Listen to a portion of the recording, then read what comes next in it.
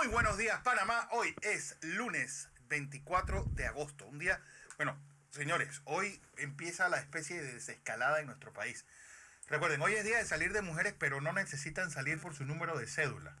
Lo mismo va a ocurrir en las provincias que tienen estas restricciones: Panamá, Panamá Oeste, Chiriquí, Bocas del Toro y Colón. Así que pueden salir tranquilamente. Hoy es día de mujeres. Recuerden, hay nuevo horario de bancos. La mayor parte va a abrir de 8 a 3 de la tarde. Es decir, ya van a tener un horario parecido a lo normal que todos conocemos. Un día también en el que las enfermeras pintadas de guerra. Así que hoy piden más insumos de seguridad. Bueno, sobre eso habló el doctor Gay de la Rosa ayer y el viernes, sobre el uso del Face Shield, la máscara esta de plástico transparente, que ha sido, pues, y hay un artículo importante publicado nada menos que en la India, sobre los trabajadores de salud y las personas que están haciendo hisopado en las calles. Día también en el que, ¿qué fue lo que realmente pasó con Mauricio Valenzuela y ese salvoconducto chungo que los catalogaba? O sea, ¿chungo o chumbo? Bueno, chungo, como quieran decirle. Falso. Bueno, no es que era falso, pero es que estaba hecho para que fuera pescador de pez león en Colón. Bueno, pero a lo mejor era un pescador. Un pescador de noticias. Sí, el pescador. De oportunidades. Sí. Bueno, la cosa es que hoy también, pues, empieza la convención republicana. Y por cierto, primeros estudios en los Estados Unidos, y ojo con esto, en esta guerra contra el coronavirus. Estados Unidos aprueba el tratamiento con plasma para pacientes con coronavirus. Algo que se ha estado tratando de impulsar aquí, pues Estados Unidos ya lo da por hecho, que funciona. Así andan las cosas en una semana donde iniciamos también con una investigación hecha por Marlene Testa en La Estrella de Panamá sobre cómo influía. Kenia Porcel le explicaba, veía los Varela Leaks, las investigaciones que se hacían con el caso de Odebrecht, y Juan Carlos Varela le explicaba a ella más o menos una indagatoria vía WhatsApp e indirecta, porque después Zuleika Moore funcionaba en consecuencia, y bueno, en una manipulación burda, una más de aquel desastroso paso de Kenia Porcel y su equipo por el Ministerio Público. Y ojo, hoy día Tania Sterling pues está sentada sobre un caso importante que tiene que ver con la Policía Nacional y con la corrupción que hubo en la Policía Nacional durante el periodo del señor Omar Pinzón. Y bueno, con estas argucias legales sigue el señor Jorge Luis Escobar Jaramillo burlándose de todos nosotros, el gran ejecutor del Consejo de Seguridad, y el que pues, la investigación es sobre corrupción y venta de uniformes a la policía. Así que esperemos que pues, esa supuesta independencia judicial y esos nuevos bríos que trae el procurador Ulloa se pongan de manifiesto. Don José. Buenos días, Fernando. Buenos días a todos, a nuestra audiencia que nos sigue por radio en KW Continente y en televisión por Canal 21 Next TV. Nosotros le informamos, usted decide cómo debe actuar. Oiga, muchas cosas están pasando en el mundo que nos rodea y aquí. Y particularmente en los dos vecinos con que dormimos 24/7, Colombia y Costa Rica.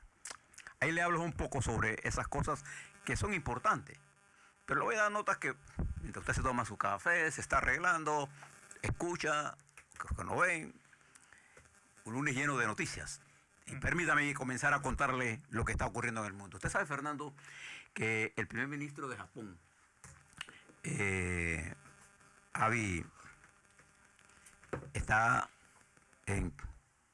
fue al hospital hoy. Sí. Este es el primer ministro que en ejercicio llega hoy a ser el primer ministro de más tiempo. O sea, no estoy hablando del emperador, estoy hablando de ejercicio ejecutivo. Tiene 2.799 días de estar consecutivamente. O sea, porque él ha estado en periodo. Yo estoy hablando de los días que ha estado consecutivo como gobernante de esa gran nación que es Japón, 2799. Y llega al hospital, se hace un examen, pero no se sabe exactamente ¿Por qué? qué es lo que está ocurriendo. Él dice que posteriormente, conocer las pruebas, hará una explicación pública. Se sabe que el primer ministro sufre de colitis, una especie de inflamación en la vejiga, que no se sabe si es cuán seria es, si le permitirá seguir siendo primer ministro, pero está en el hospital, o saliendo o entrando ya, porque acuérdense que ya estamos ya de noche. Ya va a ser... Ya en 4 horas es 20. Sí. Así que, bueno, esperamos que le vaya bien al primer ministro de esa gran nación y amiga nuestra que es Japón. Hoy en el mundo internacional, quizás la noticia sin duda alguna más importante que tendrá mayor seguimiento durante los próximos 4 días es la convención republicana, que teóricamente es en Carolina, en Charleston, pero que entiendo que el presidente Trump va a hablar desde la Casa Blanca. Esta es una convención en la que los republicanos tratarán de tener mayor audiencia que la que tuvo la demócrata, que tuvo una excelentísima audiencia, y la que tratarán de usar una estrategia. Para la estrategia global, y preste la atención, el presidente Trump ha decidido que él va a aparecer las 4 noches. O sea, él no va a darle chance a nadie más que él. Es una apuesta riesgosa, porque la apuesta del presidente es que él sale presidente por él. O sea, que el Partido Republicano es él. Él es el Partido Republicano. Y te notas que en las personas que van a hablar, no hay pesos pesados republicanos. Ahí estará el hijo de él, el yerno de él, la esposa de él, Pompeo, la gente que es cercana a él. Pero no hay todavía puesto en la lista, hasta anoche por lo menos, gente de peso del Partido Republicano. Entonces el presidente tiene una apuesta. Si él está correcto, esta será una cuestión exitosa para él. Sí. Si está en lo correcto. Si no, aparecer todos los días, el problema que tiene es que entonces cómo tú mantienes la atención para el día del discurso del jueves. Sí, ¿qué vas a decir? Porque ayer apareció en la televisión, precisamente por este anuncio que usted decía de la agencia de drogas de los Estados Unidos, la agencia que maneja y controla las drogas que se venden como medicamentos, y dijo que esa era parte del Estado profundo. La primera vez que sobre la Dirección de Alimentos y Drogas de los Estados Unidos, un presidente de los Estados Unidos pone tanta presión sobre esa institución. Y el plasma que se está utilizando ya, cuando lo dice el presidente, lo que hace es que pone más presión. Más presión. De la necesaria. Deje que los científicos manejen esto. Bueno, así apareció el presidente ayer, pero en medio de la convención, el presidente tiene 2 cosas que tiene que resolver mediáticamente. Hoy aparece nuevamente en la Cámara de Representantes el director de Correos, Luis DeJoy.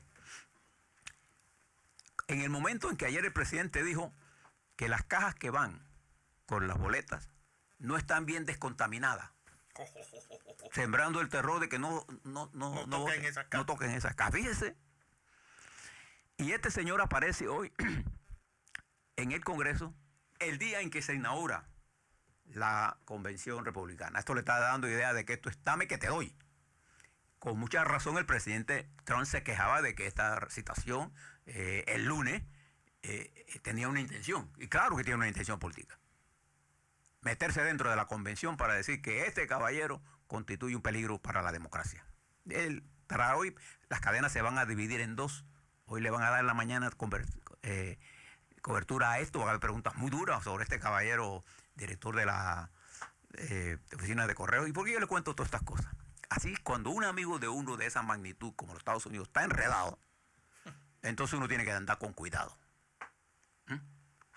La convención también tiene otro problema, porque ayer el New York Times reveló un video secreto de la hermana del presidente. No es un hombre de confiar. Marianne Trump dijo que Trump era un mentiroso y no era un hombre que generaba confianza. Ella fue jueza. Para que sepan por dónde va. Y también, hace unos días, Bannon y un convito de 3 más fueron detenidos y le pusieron una fianza para un llamado a juicio por estafa con respecto a una fundación de Construyamos la Pared, el Muro, Inc., que se había robado unos 25 millones de dólares. 25 milloncitos nada más. De lo cual Steve Bannon habría gastado $1 millón en cosas personales. Pero todo eso en la convención republicana y esta acusación del FDA ayer generó mucho, pero mucho disgusto.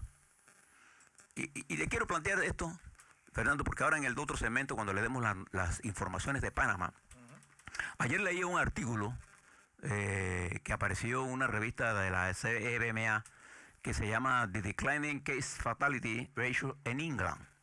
La declinación de los casos de fatalidad, la razón del índice de fatalidad en Inglaterra, que fue citado por 2 doctores panameños en forma incorrecta. El doctor Sosa y el doctor Pichel ponen una curva de estos caballeros, de este artículo, en la que 2 médicos ingleses hacen una aseveración, hacen un análisis.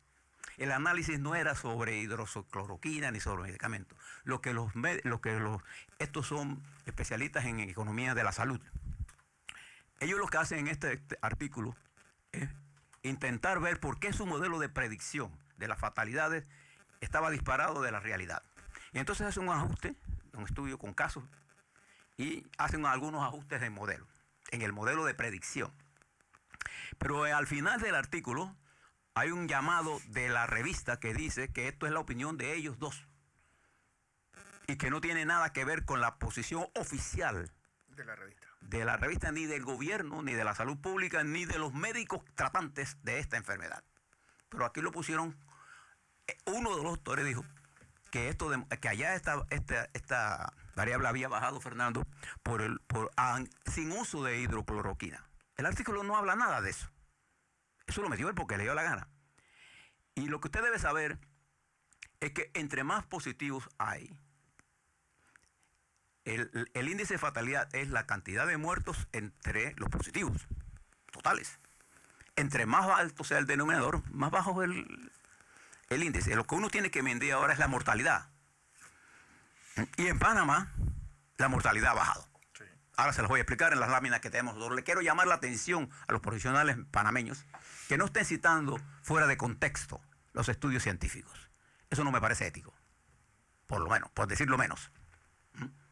Yo les invito a los profesionales de la medicina panameña a que se lean el artículo. Se llama The Declining Case Fatality Ratio in England de la CBMA. CEBM. Léaselo y verá que lo que se cita por estos caballeros no está en el texto. Y está fuera de contexto. Bien.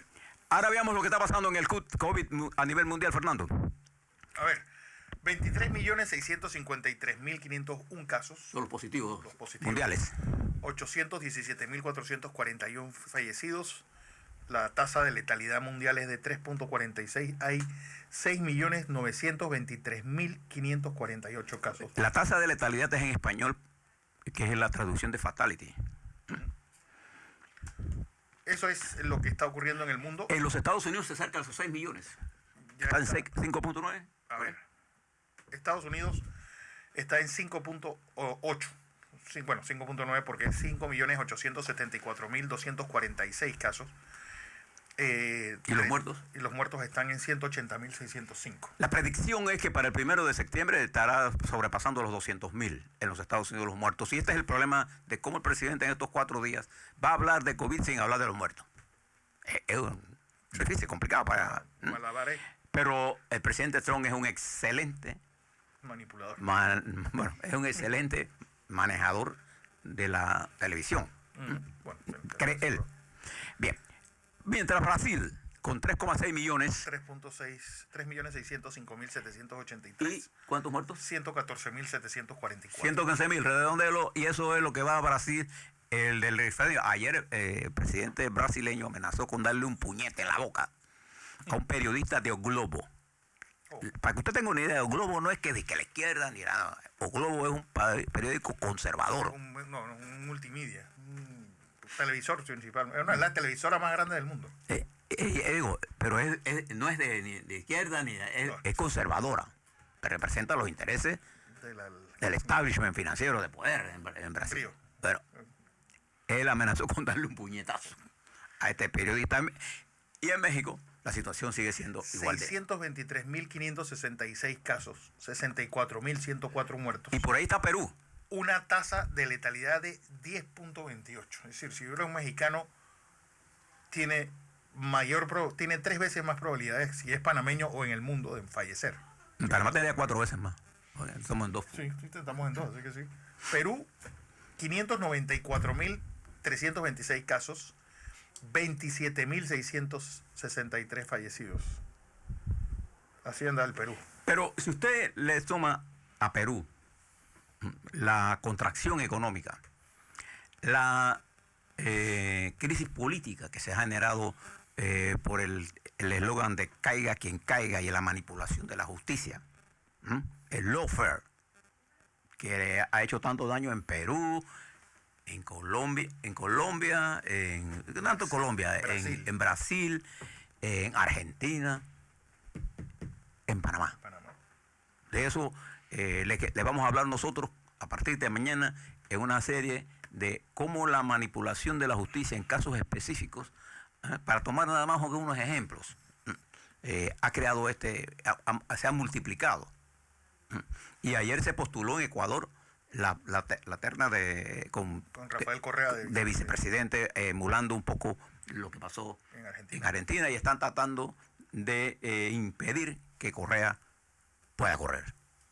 Esta nueva situación pone a Ecuador con un manejo pésimo de la pandemia, pone a Perú con un manejo político malo, y la situación más grave está en Colombia, en donde la cantidad de asesinatos masivos se ha incrementado en los últimos 10 semanas. Sí, 23 muertos el sábado. Y en Perú ayer hubo fue el sábado para domingo, hubo una estampida de una discoteca clandestina y hubo 13 muertos. Y antes había habido un deslave de...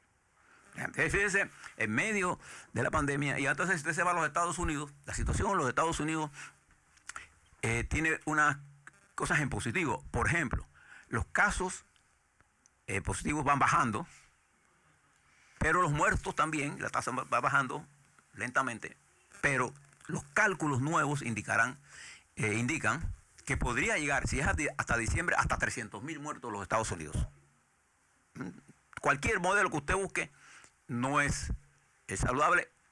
También hay problemas en las escuelas, y como si fuera poco, en el Caribe, ya uno va llegando a Luisiana, 2 huracanes simultáneos, una cosa que por primera vez en la historia de los registros, ocurren 2 eventos de esta naturaleza, 2 huracanes, uno que ya va por República Dominicana, debe estar atravesando Cuba en este momento, Marco creo que se llama, y el otro se llama Laura, creo que Laura ya está en el Golfo, rumbo a Luisiana, categoría 1, pero con inundaciones poderosas en medio de la pandemia. Cualquier cosa adicional a lo que estamos sufriendo todos es terrible, porque los recursos... Bueno, Laura todavía es tormenta tropical, oficialmente.